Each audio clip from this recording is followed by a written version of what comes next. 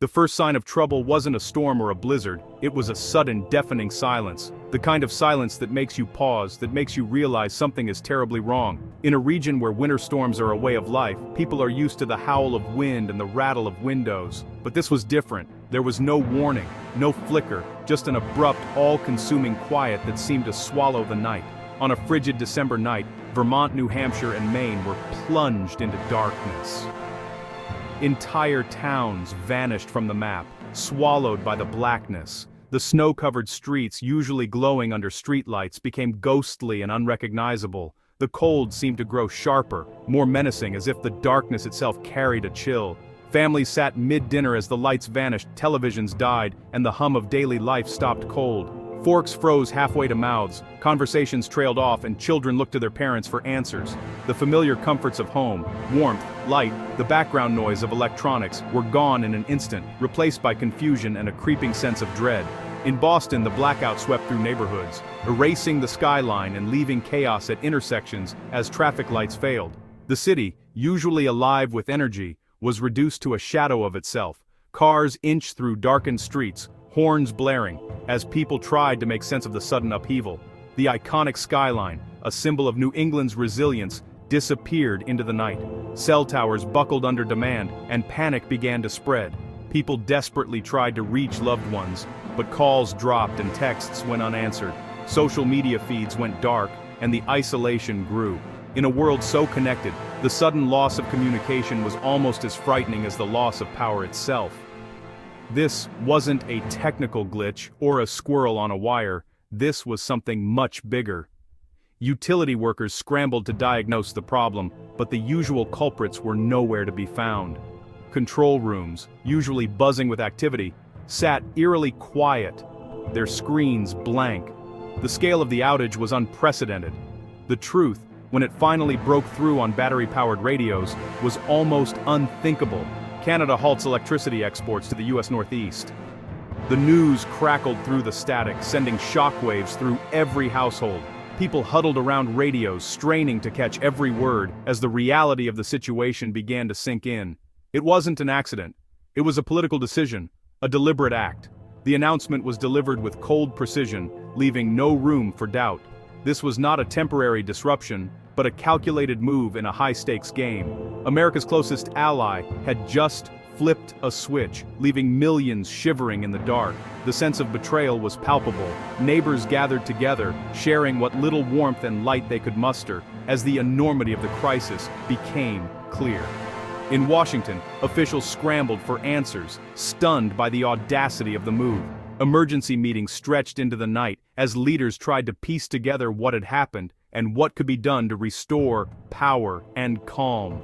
President Trump, caught off guard, demanded explanations. Advisors rushed to brief him, but the answers were few and far between. The president's frustration was evident, his phone lighting up with calls from governors and mayors desperate for help. Ottawa's message was clear.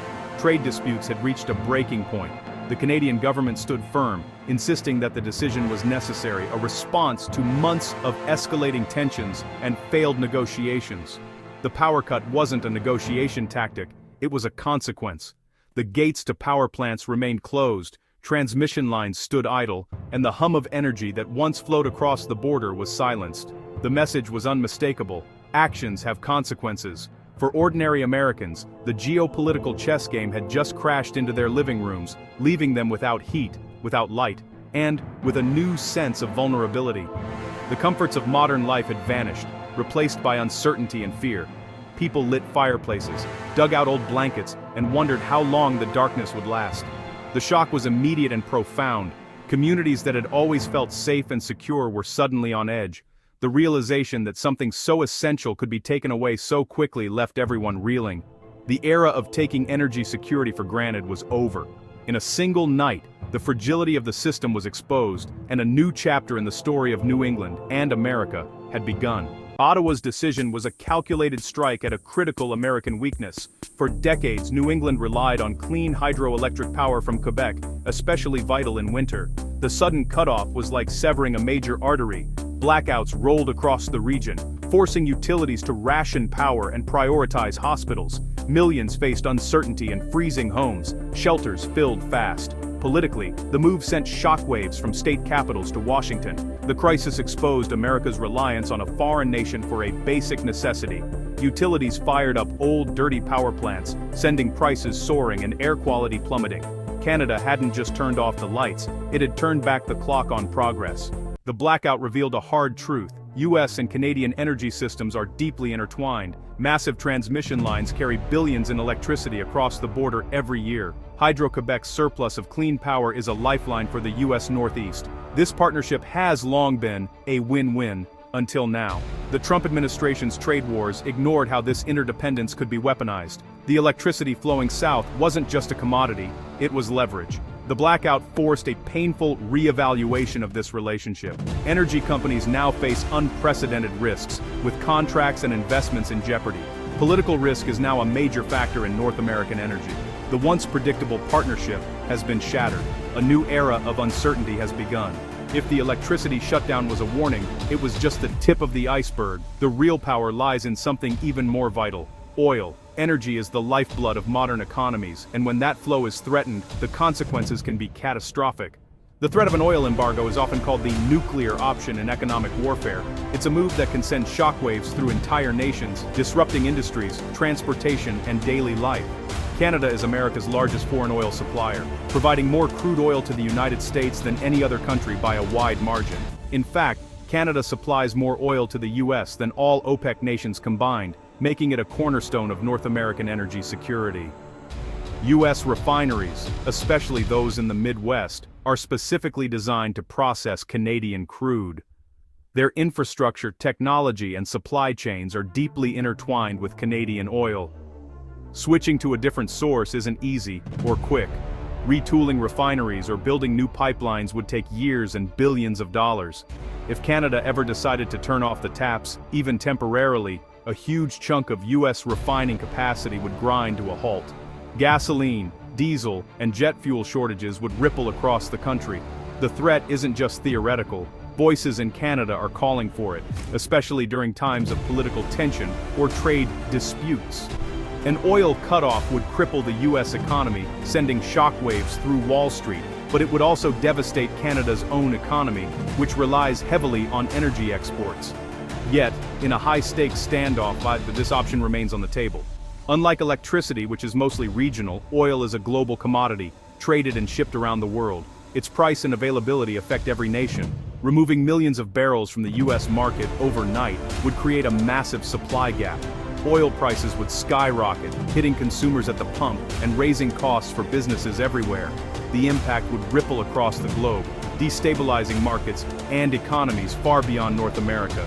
This is leverage with the power to spark a global recession, affecting jobs, investments, and everyday life worldwide.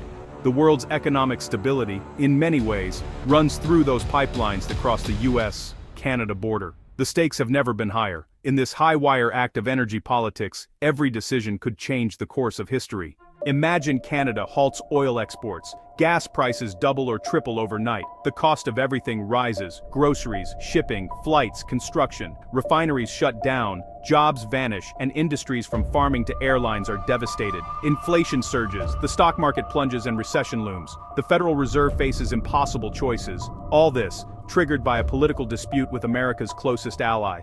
The economic shock would be swift, brutal, and far-reaching. This crisis didn't come out of nowhere. It's the result of years of escalating trade tensions between the United States and Canada. What we're seeing now is just the latest chapter in a long, complicated story of economic rivalry and cooperation. Behind every headline, there are decades of policy decisions, shifting alliances, and unresolved disputes that have built up pressure over time. Tariffs on steel, aluminum, and lumber ignored the reality of deeply integrated North American supply chains. These industries don't operate in isolation. Factories and businesses on both sides of the border depend on each other for raw materials, parts, and finished goods. When tariffs are imposed, it's not just foreign companies that feel the impact. It's local workers and small businesses too. The auto industry, for example, relies on parts crossing the border multiple times before a single car is finished. A single vehicle might have components made in Ontario, assembled in Michigan, and then shipped back for final touches. Disruptions at any point in this chain ripple throughout the entire industry, threatening jobs and investment. Tariffs act like a tax at every stage, raising costs for consumers and hurting competitiveness. Every extra fee or delay gets passed down the line, making everyday goods more expensive and less accessible. For families already struggling with rising costs, these added expenses can make a real difference in their daily lives. The softwood lumber dispute drives up home prices, hurting American families more than it helps U.S. mills. Higher lumber costs mean higher construction costs, which are ultimately paid by homebuyers. This makes it harder for young families to afford their first home and slows down the entire housing market. Every U.S. tariff brought a Canadian response, escalating the trade war. Instead of resolving issues, each new measure only deepened the divide, making compromise more difficult and fueling uncertainty for businesses and workers alike. Farmers, manufacturers, and workers on both sides pay the price. When markets close, or costs rise, it's the people on the ground who feel the pain first, through lost sales, layoffs, and shrinking opportunities. These disputes slow growth, create uncertainty, and cost jobs. Small businesses, in particular, struggle to plan for the future when they don't know what new barriers or costs might appear next. The real losers are ordinary people, not politicians. It's families, workers, and consumers who bear the brunt of these economic battles, often with little say in the decisions being made. The climate of mistrust and retaliation has made both economies more fragile. Instead of building on decades of partnership, both countries now face greater risks and less stability. The cost of confrontation is measured in lost prosperity, missed opportunities, and the growing anxiety of people who just want a fair shot at a better life. The US-Canada conflict is a global spectacle shaking the foundation of a once stable alliance. America's economic nationalism has made the world more unpredictable. Canada's use of energy as leverage is a lesson for other resource-rich nations. The crisis could spark a wave of resource nationalism worldwide. As the US alienates allies, rivals like China and Russia see opportunity. Canada may seek new markets, building pipelines to Asia and shifting alliances. If trade patterns change, the North American bloc could be weakened for good. The infrastructure and relationships built with new partners may never return. The chess match being played now could alter America's place in the world for generations. The stakes are nothing less than the future of global power. The crisis has sparked a fierce debate: energy independence or renewed partnership. Some demand Fortress America, drill more, build more, go it alone. They argue the pain of detangling from Canada is worth long-term security. Others say total independence is unrealistic and costly. North American integration brings efficiency, lower costs, and diverse energy sources. Dismantling it would hurt American competitiveness for years. The real solution, they argue, is rebuilding trust and cooperation. The problem wasn't interdependence but political confrontation. In a connected world, strength comes from reliable partnerships, not isolation. The path America chooses now will shape its energy future. At the center of this crisis are ordinary people, families in cold homes, workers facing layoffs, consumers paying more for everything. The fallout is real: higher prices, lost jobs, and growing uncertainty. The choices made now will shape the lives of millions on both sides of the border. Is the goal to win a trade war or to secure a stable, prosperous future? Rebuilding trust will take more than a new deal.